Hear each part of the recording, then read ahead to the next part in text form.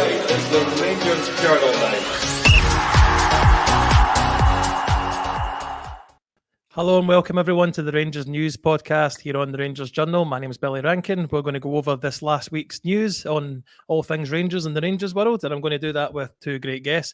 Introduce you first, Cammy. How are you today, mate? I'm good. Plenty to talk about, so I'm looking forward to it.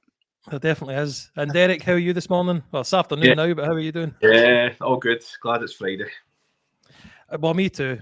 But we're going to start. We normally do it chronologically from last week, but we can't really ignore the breaking news this morning, and that is that Philippe Clement, no, he hasn't left. He has signed an extension to his contract, and for me, Cammy, I'll come to you first. That right out of the blue, I wasn't expecting any. I didn't really know of any reason why he'd need to sign an extension. But what do you think? It was one of those. Didn't expect it in the slightest, but. That's the initial reaction, but when you take a step back and you think back to John Bennett's conversation on Monday or Tuesday or whenever it was, and talking about he can't keep changing managers and rinse and repeat, I think was his description. So it sort of ties in that they're obviously the current buzz phrase is we're all in. So I didn't expect it. That we were obviously talking just before we came on.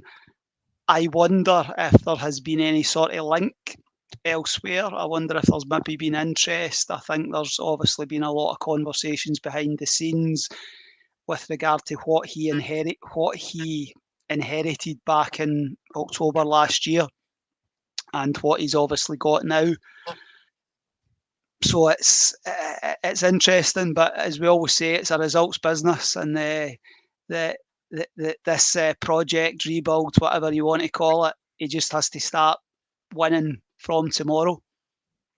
Derrick, for me, it's kind of come out the blue because he hasn't really achieved, and he's not started the season great, or anything like that. Season doesn't start till tomorrow. So, what was your thoughts on him signing an extension?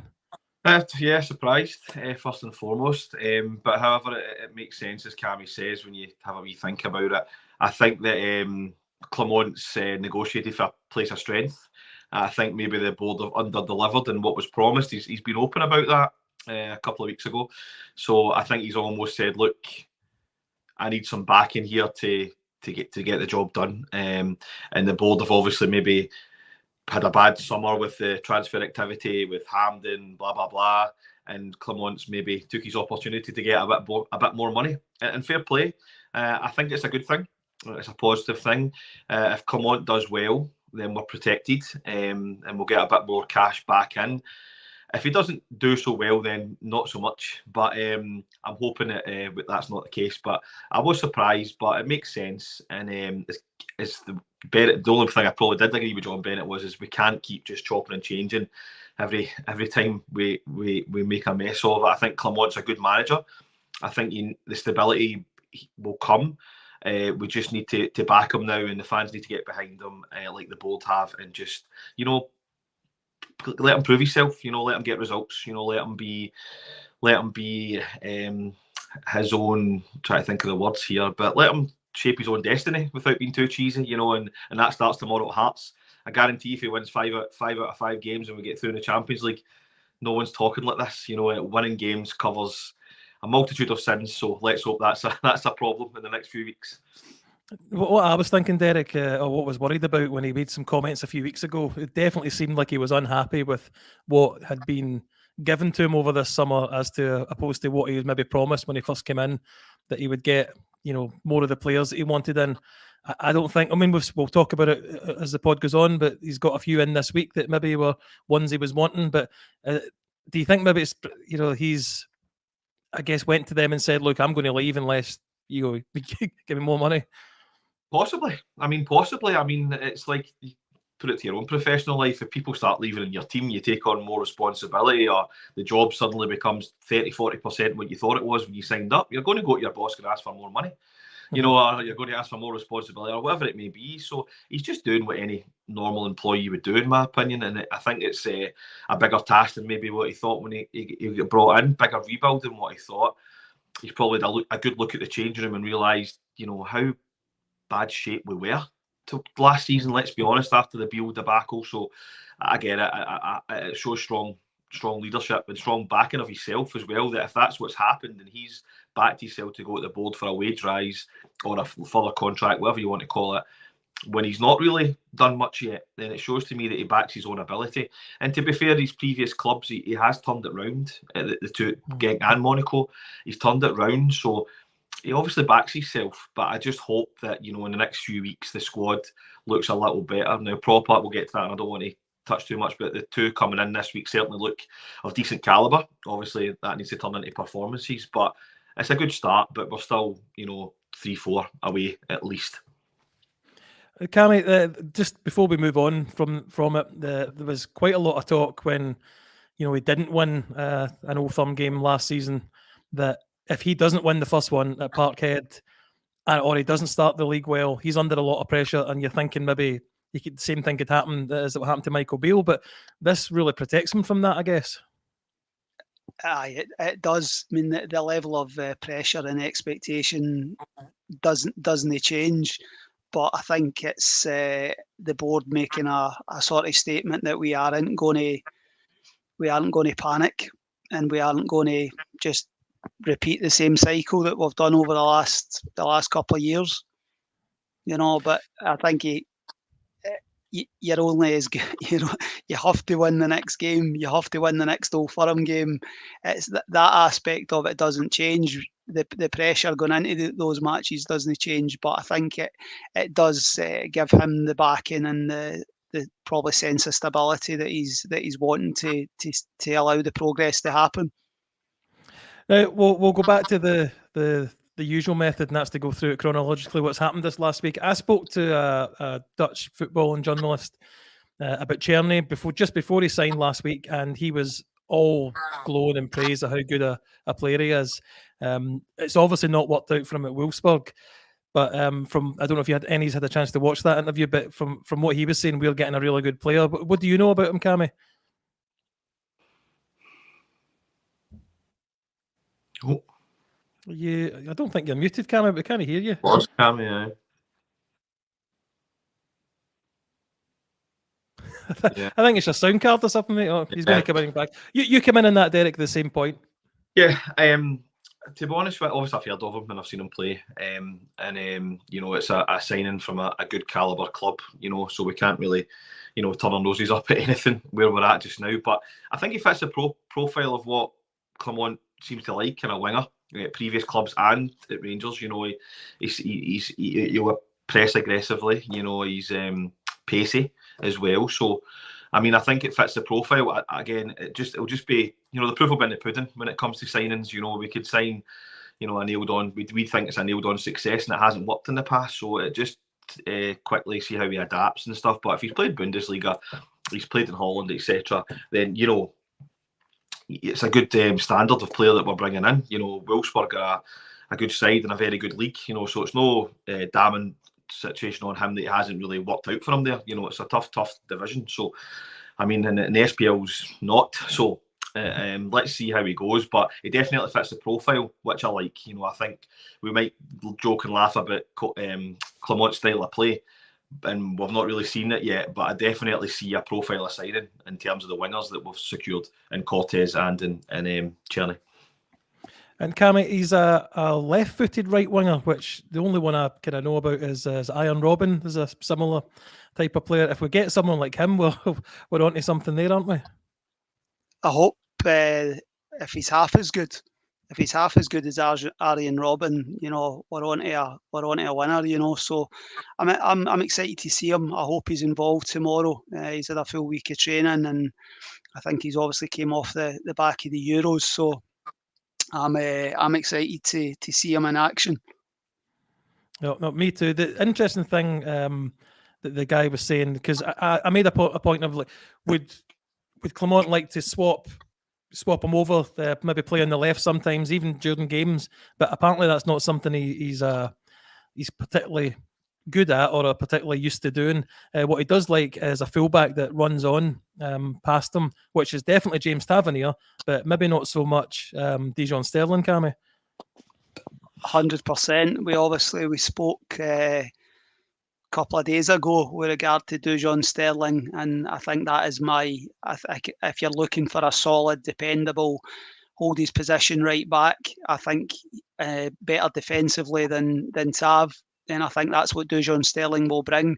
But I think if you're asking him to bomb up and bomb, and be that overlapping fullback, I don't think it suits his skill set. I genuinely, and I said this when we spoke, I think if James Tavernier does leave this transfer window, I believe we have to sign a right back, because I am making the assumption that we aren't changing the way that we're going to attack.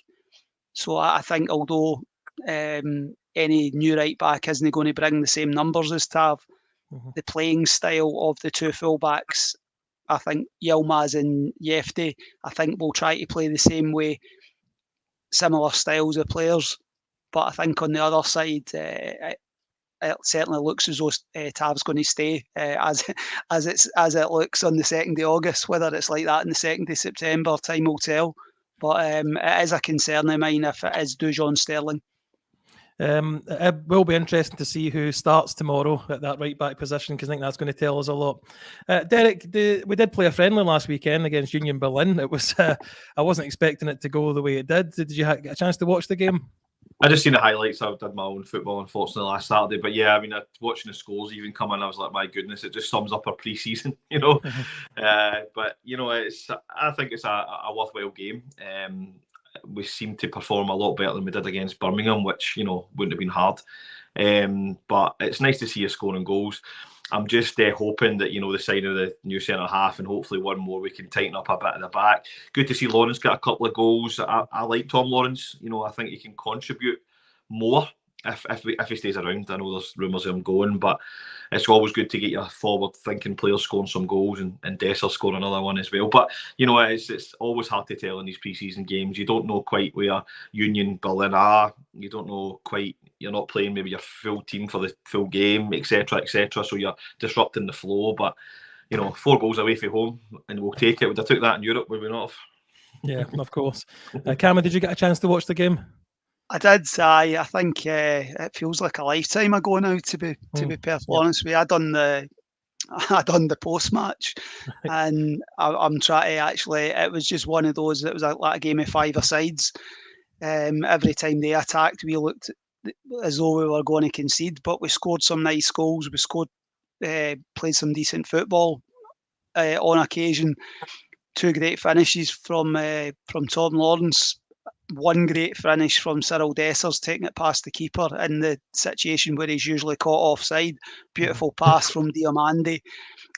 So I think it was an improvement, but there hadn't been a high bar set in pre-season friendlies, so it could only be an improvement. But I think tomorrow we will have to be, as without being the cliche, we'll need to be better in both boxes to come away with 3 points tomorrow. And Diomande, you mentioned him there. I thought he had a pretty good game. He's a lovely footballer, very, very versatile, can all round. I think my opinion. I want to see him further forward. I want us to sign a player to play alongside Connor Barron or say Nico Raskin, and allow Diomande a bit more freedom to get forward, because I think he's got a pass in him, and I think he's got goals in his locker as well. But he said that him and Connor Barron have been the standouts in pre-season. I'll just come in there if you don't mind, Billy. I fully agree with Cammy. I think that's where we've improved. Barron and Diomande really look like a good 2. Again, I get Cammy's point about Diomande playing further forward. However, Diomande helps us getting out for the back as well. So we need to keep that in mind. You don't want to take that away, because the actual build-up has been a bit better in pre-season, I have to say.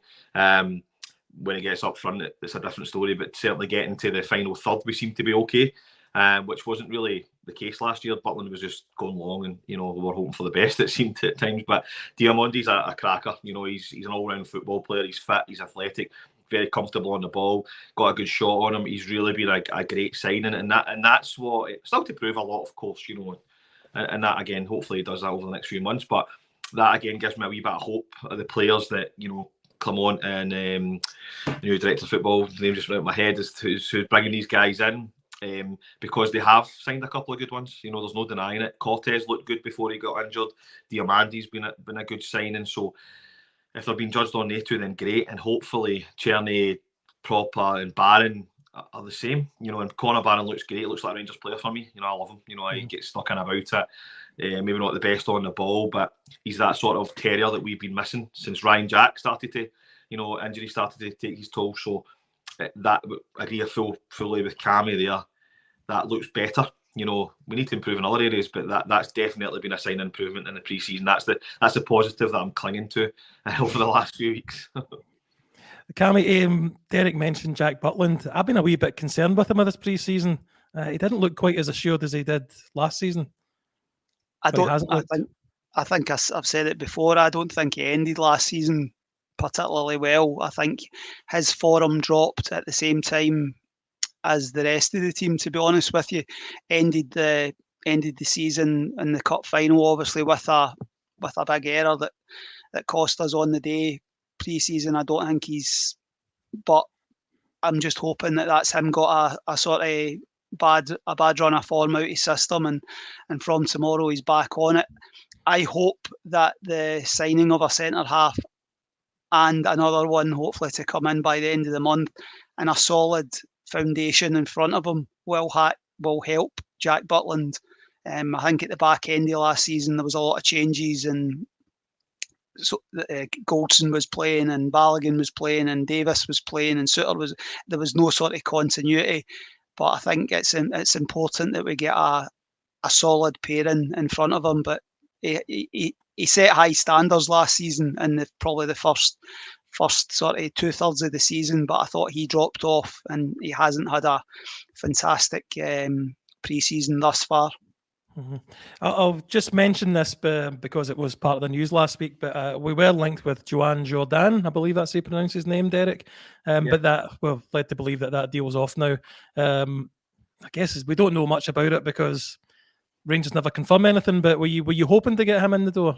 I mean, there's no doubt that, again, I'll say the word, the right calibre of player. I don't tend to get too upset in players that we've never had to miss, so that's kind of the way I go about it. But there's no denying he has a good pedigree and a good background, and he's the sort of profile that we need in that midfield. However, I'm almost, you don't know how true it was, you don't know where we got to, and people are sometimes, making things up at times. I mean, that the Proper almost came from nowhere.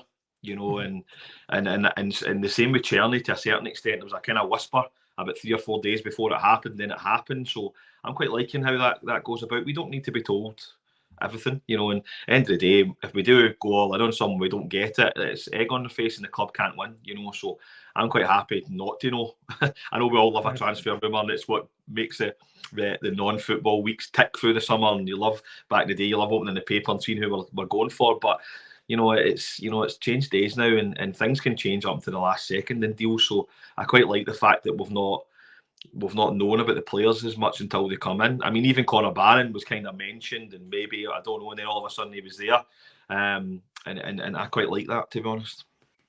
I'm the same, Cammy, so I don't know if you agree. I see you nodding though.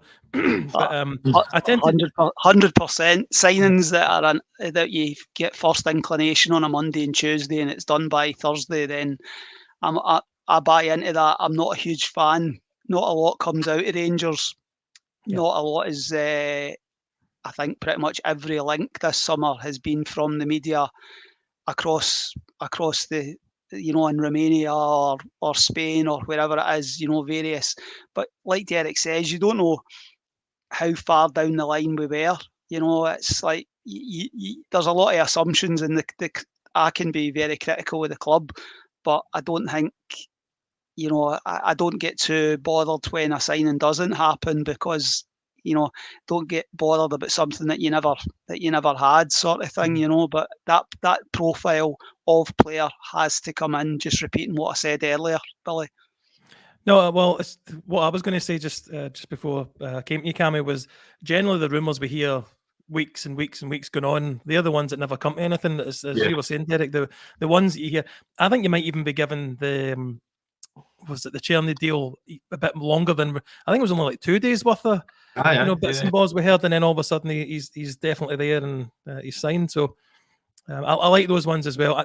We're not going to hear from the club. They don't talk about the signing. So anything we do hear is either from another side or from someone making it up for likes and hits on Twitter, I suppose. But Cammy, I'm going to come to you first with this one because I think you'll probably have the most to say. I think it was Monday or Tuesday. John Bennett gave an interview on RTV. His promised update on what was going to be happening with the stadium rebuild and one or two other points. But what did you take from that interview? I don't think he's a superb communicator, to be honest with you. I don't think he's comfortable. I think he's obviously very good and he's done very well in business, but I don't think he's comfortable within that. It was 22 minutes, without being harsh. It was 22 minutes of my life I'll never get back. It was I didn't gain anything from it. There was a lot of good buzzwords and what have you said, to be perfectly honest with you, but it was pretty, this might happen, that might happen. The talk about we're spending too much money, the £10.5 million, that wasn't news. That was something that anybody with their head screwed on can see, that we have a wage bill that's too high. We've had a wage bill that's higher than across the city, but hasn't been performing, sort of thing. So I think you put 2 and 2 with regard to Connor Goldson leaving and other high earners, and try to be a bit more with cuts. I don't think was the right, but just be a bit more efficient across the running of the business to get that down to pretty much zero, sort of thing, But I don't know how John Bennett changes the perception that we all have of him with regard to communication, because he's clearly not comfortable in that sort of space. But potentially a CEO coming in, a la James Bisgrove style, negates the need for John Bennett to speak. But a winning Rangers team on the park, and nobody's really caring what the CEO and the chairman are talking about, to be perfectly honest. Yep. Derrick, I guess I kind of grew up with David Murray, who made himself kind of front and centre of the news a lot of the time. So we maybe don't want someone like that. And he did mention that the CEO is due to be announced shortly.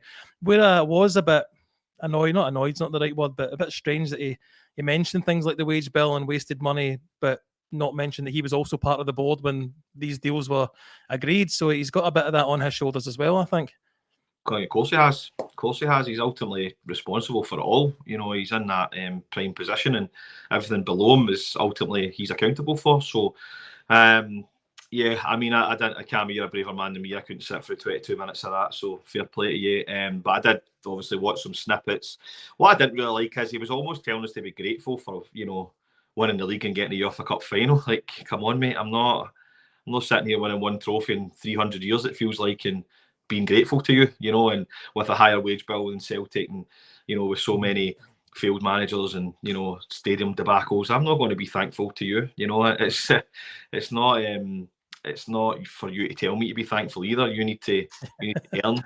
You need to earn, what you get from Rangers fans, and I've got no qualms about saying about that. I'm not saying it's not a difficult job for the board and the constraints that we're working under, but however, I think they can do a hell of a better job with what they've got. And to be in this position this summer, and season starts tomorrow, and we've still not got a completed squad, and I'm not going to be thankful, for what happened 2 seasons ago. So I was a bit annoyed about that. However, at least he came out and he put his head above the parapet, and he did say what he was going to do. He delivered a message to the fans. Things are clear now. Things are clear. Our wage bill's too high. We're trying to reduce that while trying to be successful. Fans need to understand that. Hard, even though it's going to be hard and difficult to take, that's where we're at. And obviously the stadium, he's explained, what's happening, when we're going to try and be in. So he did, get some kudos for that. He did say what he was going to do. However, I'm not convinced by him or anybody in the board, if I'm being perfectly honest with you. Yeah. Cammy, after that, the Rangers SLO came out and gave an update on the seating. I believe you now have confirmation of where you'll be sitting, and everybody does. So how did that process happen? What was it like? They were obviously doing a bit of testing on Tuesday or Wednesday night, and usual somebody on social media says if you go into your account and have a wee look, you can see where. So I had a couple of days ago, I knew that I currently sit in club deck 4, I think it is, CD4, CD5. So I'm going to the Celtic end, F6, quite far up. So it's not going to be the worst seat in the world. But basically, we've had an email through advising you it's just like QR code sort of situation. For you'll get that individual for every match that we're going to be at Hampden that isn't obviously that's on our season ticket, and then you're going to have to buy separately for the Dynamo Kiev game. But I think that's where continuous credit card isn't in operation for this. I think this is going to be interesting to see how this impacts the crowd for those matches, because a lot of people sign up to continuous credit because you don't have to do anything. You do it when you renew your season ticket. I haven't, because I tend to take the wee man to the sort of the early games, and I want to try and take him to a different area of the stadium. And so I think that's probably what I'm going to do. I'm going to take the opportunity of the Kiev game and the St Johnstone Cup game to sit elsewhere. As much as I think my seat's going to be okay, Hampden for me is a side of the park place. You want to be in the south stand, or you want to be in the north stand, about halfway up, sort of thing, you know. But I don't envy. I'll give full credit to the ticket office staff. I don't think anybody has dealt with a situation like this. I don't think you're going to. I've heard inconsistencies already with regard to people that pay X for their seat and have people that pay less than me but are in the south stand lower. I don't envy the club and the ticket office staff with regard to getting. You're trying to get comparable seating in a stadium that is nowhere near comparable, and that's the difficulty that Rangers and the ticket office have got. But we all know where we're sitting. I've been quite vocal on social media. Tell me where I'm sitting at Hampden, sort of thing. I know where I'm sitting at Hampden. It's not where I want to be sitting at Hampden, but it's a seat. You're sitting and you're watching Rangers. That's all we're interested in, is going to see. We all know what Hampden is. We just have to suck it up until we get back to Ibrox, basically. Derrick, one thing I was thinking of was, and I guess hopefully none of us are so out of date with technology that QR codes are a problem to us, but there must be members of the support that this is going to be an issue. And I'm not trying to make a complaint for complaint's sake, but when you go to games when there's say it's not a season ticket game and you've got a queue of people in front of you using QR codes, even younger folk struggle to deal with it as well. So it's maybe going to be a nightmare getting in, but certainly for the first few games. Well, it happened at Murrayfield last couple of weeks ago. Yeah, I was there. Yeah, massive queue. And I watched my dad try to struggle to do it. He's not an old man, but he definitely looked at when he was trying to get that QR code to work on his mobile phone. But okay, I mean these are things that are going to happen. The problem is with Rangers fans is they turn up at 5 to 3, you know, and I'm the same. I can't argue my bus doesn't leave my town till 2:15, so you know I can't complain. But it just is what it is. We just need to make sure that we just need to make sure that, you know, everyone's there a bit early and we just be patient, and hopefully it runs quite smoothly. Yep. Cammy, all I can say is I was watching your social media a couple of times this week, and I'm just glad that we don't have 60,000 Rangers fans, the exact carbon copy of you, because the guys at the club would never sleep answering it. Listen, it's a time situation. You know, it's like I just think, you know, you just get a wee bit frustrated. I've got a bigger bee in my bonnet with regard to the club communications. So that's the frustration for me, Billy, that I just think we don't communicate open and honestly enough. And I hope that's certainly an area, as well as getting better on the park. There's plenty we can do off the park to communicate better with the fans. Well, Derrick, if you're back, I'll come back to you, because we lost, I guess, or sold a mainstay player for the last few seasons, one that won a league and won a couple of cups, got to Europa League final. for me, probably made the mistake that led to the equaliser, but we'll move on for that. But Connor Goldson left this week to sign for Aris. Are you happy about this? Was it time for him to move on for you? Happy. Oh, it's time for him to move on, but I don't think happy is the right word. I think he's been a great servant. I think he's never hardly missed a game. He never hides. It's just ran its course. And I think that it's almost sad the way it ended at the end of the season. He's not got the send off that he properly deserves. However, if I can be brutal for a couple of seconds, at what point do you start? We're playing managers, we're playing the board. But at what point do you start saying, well, these players are just not up to the task of doing what we need them to do? And I think that's where we're at with Goldson, Tav, and a few others. They have been good players for the year that we've had, but at the end of the day, they've not delivered to the standard that we expect as Rangers fans. So, and that's the stark reality of it all. But I'll remember him fondly. I think it's just a bit raw right now. But you can't deny that he was always available. He always gave everything that he had for Rangers, and that will be remembered in time. I just think it was a season too long, and I think that's really skewed people's opinions of him. But again, I hope he goes and does well. It's not a bad move. Get a wee bit of a sun about him instead of staying in the west side, west of Scotland. So fair play to him. I wish him all the best, but it's time for us as a club to move on and to start winning things. And I think Goldson and Tav are just going to be stuck with that label, through this bad era, and it's a shame, but that's the facts. Cammy, a big wage to get off the wage bill. We're talking about that earlier on, so a good time for it to move on for you as well. I mean, I echo 100% everything that Derrick said there. I think Connor Goldson in time will be remembered as a decent Rangers centre half. Didn't win enough trophies, but I think like Tav is the lightning rod for the support when there's a points dropped or anything. They were always the ones that bore the brunt of it. I'll give him full credit for his farewell message on social media. Very classy, and I think it was very telling that he spoke about not being social media, not being somebody that courted popularity. And you could take that as a dig at other players, but I think I just think he came across as a really classy guy, good pro. I think all his teammates have obviously. I think he'll be a big loss within the dressing room. I think that's another leader, experienced player that we have lost, and hopefully the man coming in can if the man coming in can be half as solid and half as durable and reliable as Connor Goldson was for the most part. I just think the injury that Connor Goldson got against Liverpool. The injury he got against Liverpool, I don't think he ever recovered for that. It just and I think that playing 5 seasons on the trot, 70 games a season, just caught up with him, and it catches up with us all. When I was 30, 31, 32, it caught up with me as well. You don't look a day over 21, Cammy. Come on.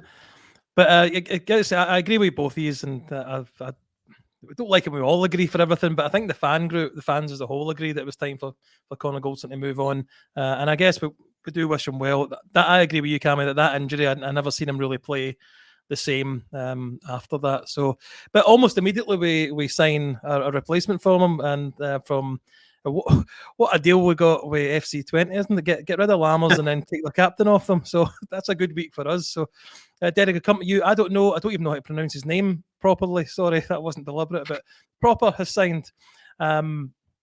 He looks, from again the YouTube highlight reel, likes attack, scores goals with his feet and with his head. And also last night in our chat, I put a wee picture of him with his head bandaged up and bleeding. That to me allows me to fall in love again with another player like Dado Puzzle. So you're looking forward to seeing him? I'm guessing you are. Yeah, I mean, I don't know too much about him. I'll be perfectly honest. I've read about him and looked at all the, the charts that the guys fling out there on Twitter and stuff like that. But again, the proof will be in the pudding. What I like is the fact is he's a captain. We severely lack leadership right through that team. So anyone that's got a captain's armband at a previous club is a good enough for me in terms of profile. It looks as if he's aggressive, which again we lack severely at times. You're going away to Tynecastle tomorrow. You're going away Easter Road, Pittodrie, you need to be able to header the ball 300 times in the one game. That's the beauty or the unbeauty of Scottish football. So this guy looks as if he can do it. So we'll see. I'll withhold judgment until I see him tomorrow. He might be my hero if we win 3-0 tomorrow and he headers the 100 balls away. But again, leadership is badly needed, and if he's a captain, that's a good sign for me. Yeah, Cammy, he comes in as Derrick's saying, as a captain. Could he potentially be made captain tomorrow, or at least in the next coming weeks? It's certainly possible. But I think you can't have too many. Very cliched. You can't have too many captains without the armband, sort of thing, So I think it's important that we get somebody that is that sort of personality at the back. I think that will help Jack Butland. I think it will help others around him, sort of thing. I think Connor Goldson and him would. Connor Goldson at his peak playing alongside him, they would probably have been quite a good pairing. I've seen somebody describe him as a bit like Davy Weir, but he can pass the ball better. I don't think he's the fastest, but if he's got it up here and he gets himself into the right positions and he knows how to defend, he can head it, he can play it long when he needs to play it long. I just like an old school defender, so I just want Rangers to no give as many cheap goals away, and hopefully him signing, that's the start of us improving defensively. Do you throw him in tomorrow, Cammy? Do you give him a start? 100%. Starts left-sided. I think he'll start left-sided centre-half tomorrow alongside John Souttar, probably. Is that the right pairing for you, Derrick? Yes, just. Okay. I was thinking Balogun there instead of Souttar, to be honest, but I think Souttar against his old team, I think that looks good to me. There's no point signing proper, not flinging him in. He's obviously been getting ready for the Dutch season, which I don't think starts too later than us, if I remember correctly. I'd need to double check, mate. Yeah. If it is, it's a week or so anyway. So my point is, he should be ready to go. So, and it's not. I mean, football players can fit in, no problem. It's maybe get used to a system, maybe not be able to pass to the right man on Saturday in terms of how we build up, but in terms of defending, we need them. So I'd start him, no question. No, me too. And I guess I'm sitting here going, I wouldn't take the captaincy off of Tav if he's going to be staying, but for me, he's definitely a candidate for captain, and mainly because I would. Yeah. Right, fair enough. Just, I mean, it's not. I just don't feel it deserves to be kind of humiliated like that. If you know what I mean, mate. That's where I'm coming from. I get it, 100%. I'm with you, but there's no room for sentiment in at this season. We're up against it. We're in a fight, and if Clement feels that proper Butland, whoever else is the better captain, then he does it. Aye, no, and I think he probably is the right kind of manager that would do that if that's what he feels is necessary. Probably, well, you've mentioned it earlier, Cammy, but we're not there yet. Who would you like to see come in to supplement these signings, or what position? Sorry, another centre half, a number 6 to play alongside the guys that are in there. Stephen Davis, age 26, would be ideal. If we're going to persist with the number 10, I think we need to sign a number 10. Yeah, and I don't think we should persist with the number 10, but that's I'm making the assumption that the manager's going to continue in the way that we've set up in pre-season. Whether Cantwell's been there or not, I think that's the approach that he favours. A number 10 and another striker. So apart from that, we're in pretty good shape, to be honest. Maybe about 4 or 5 players, I think, by the end of the window. Are you looking for any to go out the door, Derrick? Yeah, I'm 4. I think we're 4 short. I think we need a centre back. That's my number 1 priority. Then a centre forward, joint number 1 priority. I think go back. I think we need a right back. I love John Sterling, but in a team that's got 70% possession most games, 65-70% possession most games, I think we need better quality there. Then Sterling can go and play as one of your 60s or your destroyers, 8s if you like, however he goes. So I'm not discounting Sterling. He's a cracking player. And then we need a 6 or a 10, because if we get a 6, then Monday can play 10. So that's where I'm at. So I think we're 4. I'd like more than that, of course, but I think we're 4 players away from, having a half-decent season. Good stuff, mate. Good stuff. Well, he was miles away, but we were 6 at the start of the week. Now we're 4. So. Right. Yeah. It's coming down. It's week on week. It's slowly, the number that we need slowly coming down. Well, I think we've covered all the main points. What I would say is still looking to probably get rid of Todd Cantwell because he wants to go, but no news on him. No news on Scott Wright leaving or any interest in him. And obviously Tav is he's giving interviews as the captain this week, so it doesn't look like he's at least close to being out the door. But was there any other news you wanted to cover, Derek, while we're here? No, just looking forward to getting the football going tomorrow. I think, going 1 at Tynecastle tomorrow, it's a great start and everything seems to feel a bit better. With the last couple of years, last year especially, was done by September. It's so important that we get off to a good start. So, just no other news other than good luck tomorrow and, statement win required. Cammy, yourself, do you have anything that you wanted to bring up? Not really. I think we're pretty. It's been quite a lot covered in the 40 minutes that we've been on. I want to get on to Rangers winning games of football. I think it's going to be a bumpy period ahead because of so many changes have been made. So many changes are still to be made. There's still question marks over Tav. There's players that haven't left the building yet. So I think we have to just strap ourselves in, and it's very much one game at a time. You just have to win tomorrow, and it's Saturday. It's a lunchtime kickoff. It either makes your weekend better or it spoils your weekend. That's the reality of the situation. We've got a good record there over the years. I'm hoping that Hearts come at us and try to make it an open game of football, and hopefully that allows us to show the quality that it certainly is in the team. It might mean it's a game with a few goals, but as long as Rangers come out on top with 3 points at 2:30 on Saturday, that's all we're looking for. I mean, that's a great point, actually. Sorry, Billy, I've apologies, but because we have got a good, decent record at Tynecastle, actually very good, and it is because Hearts have a goal. We tend to struggle against the low block, and we really struggle, and it's turgid to watch. But Hearts fancy it tomorrow, brilliant, because we've got better players. So fingers crossed. Well, I just want to mention that we do have a preview pod this evening at 6:30. So if anybody can join in with that, the boys will go over the match in a bit more detail than we've covered here. But Derek, are you confident in a win tomorrow? Always confident. I've never said Rangers wouldn't win a game of football ever in my life. And that could be blind loyalty, it could be stupidity, it could be all of the above. But at the end of the day, if all our players hit 10 out of 10, all Hearts players hit 10 out of 10, Rangers win. So that's a good feeling. Cammy, I believe Celtic don't play until Sunday in the afternoon at least. So a good chance to early on put a marker down and put pressure on them, isn't it?